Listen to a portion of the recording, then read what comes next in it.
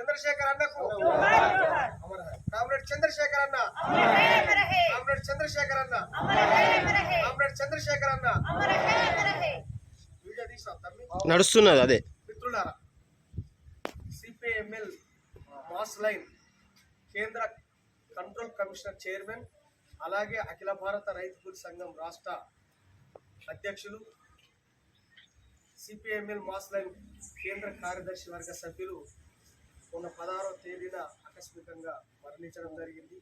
ఆయన విద్యార్థి దశ నుంచి ఈ దేశంలో పేద ప్రజలందరికీ తిండి కావాలని చెప్పేసి కోరుకున్నాడు.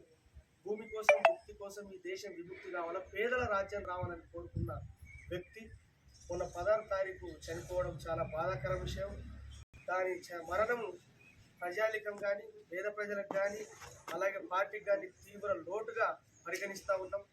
ముఖ్యంగా ఆయన పేద భక్తులు మారాలని, గిరిజనులకు భూములు కావాలని, రైతులకు పంటలకు ధరలు కావాలని చెప్పేసి బీడీఎస్ విద్యార్థి దశ నుంచే సంఘం పెట్టి ఆ రోజు అడవి బాట కూడా పట్టి అజ్ఞాతవాసములు కూడా తుపాకీ పట్టుకొని తిరిగినటువంటి మహానాయకుడు. తర్వాత లీగలై మొన్న మన నిర్మల్ కూడా పోయిన సంవత్సరం రైతులు పండించిన పంటకు గిట్టుబాటు ధర కావాలని చెప్పేసి కేంద్ర ప్రభుత్వం తీసుకొచ్చినటువంటి నల్ల చట్టాలు, కార్మికులకు ఏవైతే 4 చట్టాలను 4 కోడుగా విభజించి సంఘం పెట్టుకునేటటువంటి హక్కు లేకుండా చేసినటువంటి కేంద్ర ప్రభుత్వం, అట్లనే రైతుల మీద కూడా పండించిన పంటకు గిట్టుబాటు ధర కావాలని, ఎంఎస్పి గ్యారంటీ చట్టం కావాలని చెప్పేసి ఆ రోజు రైతులు 14 నెలలు ఢిల్లీలో మీటింగ్ చేస్తే కరోనా సమయంలో కూడా కామ్రేడ్ పోయి ఢిల్లీ, పంజాబ్ రైతులతోటి ఉద్యమం చేసినటువంటి మహానాయకుడు. ఆయన గొప్ప సేవ చేశాడు. రైతులకు కానీ, కార్మికులకు కానీ, ఈ దేశంలో ఉన్నటువంటి ప్రజలందరూ క్షేమంగా, సంతోషంగా, సుఖంగా, కష్టం లేని రాజ్యం రావాలని చెప్పి కోరుకున్నటువంటి వ్యక్తి చనిపోవడం చాలా బాధాకరమైన విషయం. వాళ్ళ కుటుంబానికి, ఆయనకు చాలా జోహాలు తెలియజేస్తున్నాం, సానుభూతి తెలియజేస్తున్నాం. ఆయన ఏదైతే కలలు కన్నాడు, కార్మికులకు కనీస వేతనాలు కావాలని కొట్టాడు.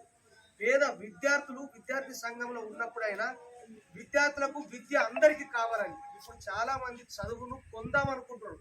ఇప్పుడున్నటువంటి పరిస్థితులలో పైసలు ఉన్న వాళ్ళే చదువును కొంటున్నారు, కానీ పేద వాళ్ళకు మాత్రం చదువు అందుతలేదు. ఒక్కొక్క కాలేజ్ ఫీజు చూస్తే దాదాపు 50,000 లక్షల రూపాయలు. మిడిల్ క్లాసు కానీ, పేద తరగతి వర్గం కానీ చదువుటటువంటి పరిస్థితి లేదు. చదువు కూడా పేదోళ్ళకి అందాలని కోరుకున్నారు. భూములు కూడా అందరికి రావాలని, జాగాలు అందరికి రావాలని, ఉద్యోగాలు అందరికి రావాలని చెప్పేసి కోరుకున్నటువంటి వ్యక్తి చనిపోవడం చాలా అన్యాయమైంది.